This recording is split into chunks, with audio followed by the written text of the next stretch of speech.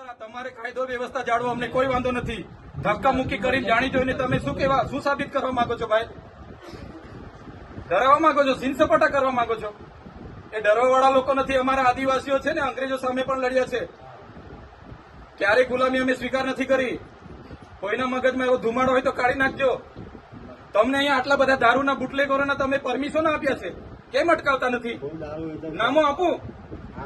ગાડીઓ, ભૂરીઓ, લાલીઓ, ભોલીઓ આપું કે નામો? બંધ કરી દેજો. 10 પેટીના 5 લાખ, 20 પેટીના 10 લાખ. હપ્તા તમારા કોણ કોણ લે છે બધી યાદી છે ભાઈ. સમજ પડે છે ને? આટલો બધો તમે અહીંયા ગરીબો મજૂરો પરથી દંડ ઉઘરાવો છો વગર જોઈતો. તો આ ખાડા પડ્યા છે એના પર એફઆઈઆર કરો ને. લાયસન્સ નથી, આરસી નથી, વીમો નથી, એમ કરીને તમે દંડ 4-4 હજારના દંડ ફટકારો છો મજૂરિયાને. ખાડા પડ્યા છે અધિકારી પર ને કોન્ટ્રાક્ટર પર, કેમ એફઆઈઆર નથી કરતા ભાઈ? એ તમારા ફરજમાં નથી આવતું. ગામમાંથી આવતા મજૂરોને ચોકડી પર રોકીને મન ફાવે કલેક્ટરશ્રીને, ડીડીઓશ્રીને અને નિયામક ડીઆરડીને 5 તાલુકાના ટીડીઓને બોલાવો. ધારાસભ્ય સમેત બધી પ્રજા આવી છે. અમારે રજૂઆત કરવાની છે. અમારે કોઈ બીજી મગજમારી નથી. હું પોતે એકલો રજૂઆત કરવાવાળો માણસ છું. હું આગેવાન છું. આમના વતી હું રજૂઆત કરીશ. તમે બોલાવો. કઈ રીતના ભાઈ તમે ઓફિસ ખાલી કરીને નાહી જાઓ? અમારા વિસ્તારમાં દીપડા છોડો, અમારા વિસ્તારના છોકરાઓ માર થાય, આટલો અત્યાચાર અમે નહીં સહન કરીએ. બોલાવી લાવો. કલેક્ટર સાહેબને મળ્યા વગર અમે જઈએ નહીં. અમે કોઈ આસિસ્ટન્ટ ને કોઈ પીએન અમે મળવાના નથી ભાઈ. એ નિરાકરણ માટે બેઠેલા છે, એમને ભાગવાને મળવું છે, નિયામકને મળવું છે, કલેક્ટર અહીંયા જ કલેક્ટર સાહેબની અધ્યક્ષતામાં આપણે એસપી સાહેબ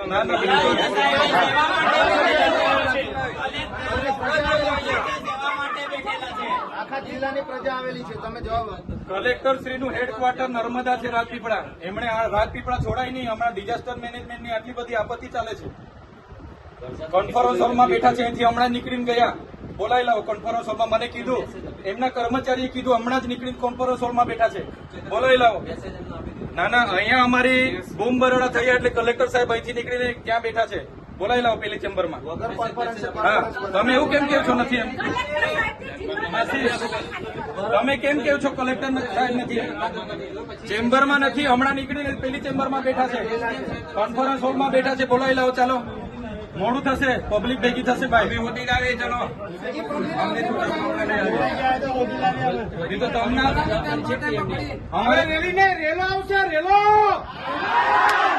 અમારે મળવું હોય તો અમે જઈને મળી આવે. ચાલો, બધા આપણે જઈને મળી આવે. ચાલો, હા, પૂછી લો. ત્યાં જઈને મળી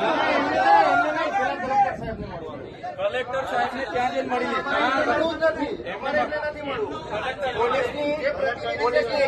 નહીં મળવાનો અમારે. ના, કલેક્ટર શ્રી પેલા એમાં છે, એમના કર્મચારીએ કીધું. હાજર કેમ નથી પણ? ના, છે ભાઈ. પેલી ચેમ્બરમાં હમણાં નીકળીને ગયા, કીધું ને. હવે થોડું ચાલે છે ને. એમના પર છે તો भाजप हमसे डरती है, पुलिस को आगे करती है. भाजप हमसे डरती है, पुलिस को आगे करती है. भाजप तेरी तानाशाही नहीं चलेगी, नहीं चलेगी. भाजप तेरी तानाशाही नहीं चलेगी, नहीं चलेगी. भाजप तेरी तानाशाही नहीं चलेगी, नहीं चलेगी. हम हमारा हक मांगते नहीं, किसी से भीख मांगते. हम हमारा हक मांगते नहीं, किसी से भीख मांगते. गांधी लड़े थे गोरों से, हम लड़ेंगे जोरों से. गांधी लड़े थे गोरों से, हम लड़ेंगे जोरों से.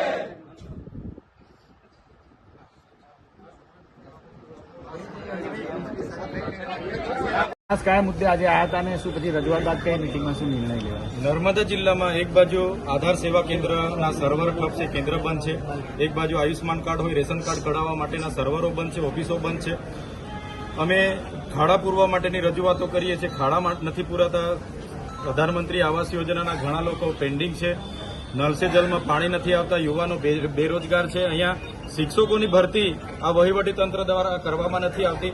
અને છેલ્લા 3 દિવસથી 9 તારીખથી લઈને નર્મદા જિલ્લા વહીવટી તંત્ર દ્વારા બીજેપી સભ્ય અભિયાનમાં જોડાવા માટેની ઝુંબેશના રૂપે કામગીરી ચાલે છે. અમે ગઈકાલે 17 જણને ગામડાઓમાં રોક્યા.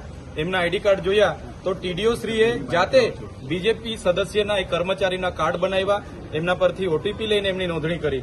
તો દરેક જિલ્લાઓમાં હવે ભાજપના કાર્યકરોને લોકો ઉભા નથી રાખતા, એટલે હવે કર્મચારીઓને ટાર્ગેટ આપવામાં આવ્યો છે. અમારે ડેડિયાપાડાની વાત કરું, મનરેગાને 13,000નો ટાર્ગેટ છે, તલાટીઓને નાના સેજાવાળાને 500 ને મોટા સેજાવાળાને 800નો ટાર્ગેટ છે. એવી રીતના ડીઆરડીના તમામ કર્મચારીઓ છેલ્લા 3 દિવસથી સભ્ય નોંધણીની કામગીરી ઝુંબેશના રૂપે કરે છે. એના પુરાવા અમે આજે ડીડીઓ શ્રી, કલેક્ટર શ્રી અને એસપી શ્રીને આપ્યા છે.